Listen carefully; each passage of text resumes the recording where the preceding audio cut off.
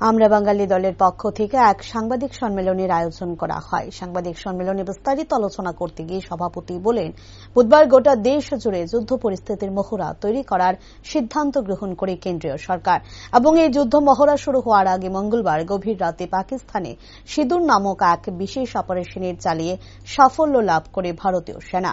তাই এ বিষয়ে বর্তমানে দলমত নির্বিশেষে সকলে একত্রিত হয়ে সরকারের পাশে এসে দাঁড়ানোর জন্য আহ্বান রাখে আমরা বাঙালি দলের পক্ষ থেকে।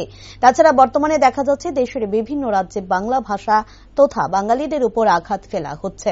তাই কেন বাঙালি তথা বাংলা ভাষার উপর আঘাত আনা হবে, এ ধরনের প্রশ্ন তুলে ধরেন তারা।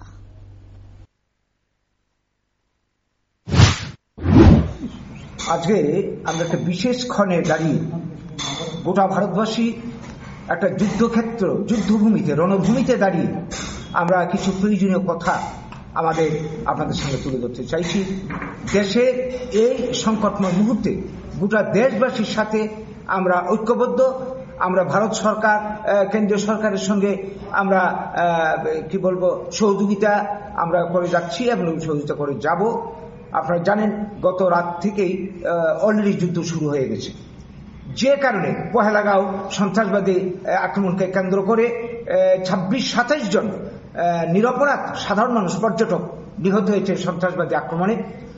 সেই স্বাধীনতার পর থেকে এই যে কাশ্মীর ইস্যুকে কেন্দ্র করে এর আগে তিনবার যুদ্ধ হয়েছে এবং পাকিস্তানের সাথে দুটি বড় যুদ্ধ হয়েছে। সম্ভবত 71 সালের পর এইটাই সবচেয়ে বড় সংকট আমাদের দেশের সামনে উপস্থিত হয়েছে। তো আমরা এই সময়ে আমাদের দরকার গোটা দেশবাসী সবাই ধর্ম মত নির্বিশেষে, দলমত নির্বিশেষে ঐক্যবদ্ধ থাকা, সরকারের পাশে থাকা। আমরা রয়েছি, কিন্তু একটা দুঃখের বিষয় আমরা কতদিন ধরে লক্ষ্য করছি, গত 7-10 দিন ধরে, গত 22 তারিখ পহেলগাঁও আক্রমণ হয়েছে, তার মাঝখানে গুজরাটে একটা দুঃখজনক ঘটনা ঘটলো, উড়িষ্যাতে ঘটলো, কয়েকটা জায়গাতে ঘটলো। সেটা কি, যে বাংলাদেশি, বাংলাভাষী যাদের মাতৃভাষা বাংলা, তাদের উপর আক্রমণ। এই মুহূর্তে যেখানে আমাদের মধ্যে সংহতি দরকার, সবাই সমস্ত ভারতবর্ষীর মধ্যে একটা বোঝাপড়া দরকার, এই মুহূর্তে বাংলাদেশি পরিচয়, বাংলা ভাষা বলে এই অপরাধে তাদের বাড়িঘর, দোকানপাট, গুজরাটে প্রায় 1000 ফ্যামিলির উপর আক্রমণ হয়েছে, ডজার দিয়ে গুড়িয়ে দেওয়া হয়েছে। উড়িষ্যাতে পরিযায়ী শ্রমিক বাঙালিদের উপর আক্রমণ হয়েছে, বিভিন্ন রাজ্যে পরপর আক্রমণ হয়ে চলেছে। এগুলি